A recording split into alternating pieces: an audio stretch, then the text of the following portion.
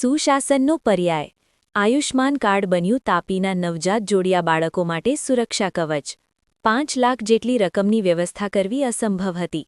સરકાર અમારી પડખે ઊભી રહી. ગણેશભાઈ કોંકણી, લાભાર્થી પિતા, વાલોડ. 5 લાખનો ખર્ચ અને મધ્યમ વર્ગની લાચારી. વહારે આવી આયુષ્માન ભારત યોજના.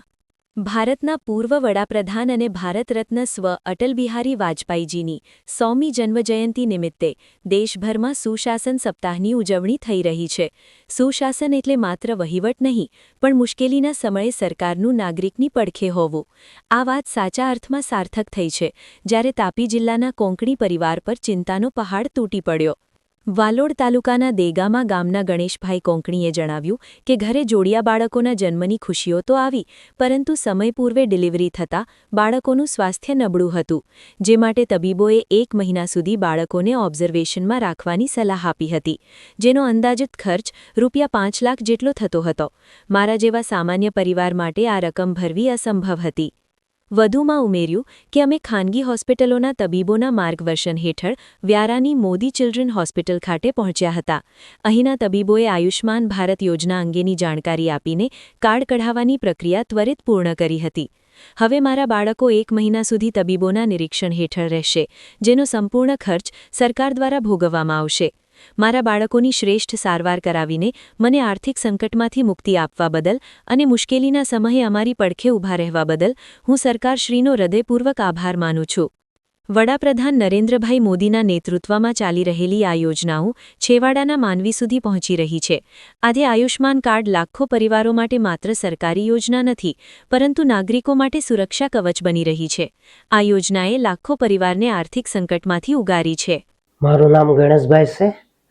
હું રહેવાસી વ્યારાનો છું. અમે વાસદા હોસ્પિટલમાં જતા હતા. મા હોસ્પિટલમાં અમારો પ્રેગ્નેન્ટ હતી. અહીંયા દવા એ ચાલતી હતી અને અહીંયા 7 મહિનાના ડિલિવરી થઈ ગયા. હવે બાળક કાચું પડ્યું, નબળું, એટલે અમને ખબર પડી કે મોદી હોસ્પિટલમાં અમારો ત્યાં 5 લાખનો કાર્ડ બનશે અને ડૉક્ટરનો ઇલાજ બી સારો છે અને તમારો પૈસા બચશે અને ત્યાં ઇલાજ સારો મળશે. એટલે તમને ત્યાં જવું પડે. એટલે ત્યાં તમારું ભારતના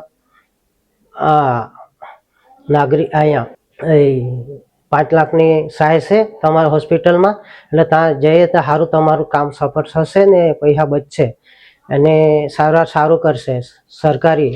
હવે બાળક ત્યાં 1 મહિના રહેશે, ત્યાં સારવાર રહેશે, એટલે તમારું ત્યાં બાળક સારી રીતે રહે અને સારું એનો ઇલાજ કરશે, સારી રીતે રાખશે અને સારું થાય તમને રજા આપશે, સારી રીતે ઘર મોકલશે, એનો સારો ઇલાજ કરશે. એટલે અહીંયા 5 લાખની સહાય છે. એટલે તમારું ત્યાં 1 મહિના ત્યાં રહેવું પડે.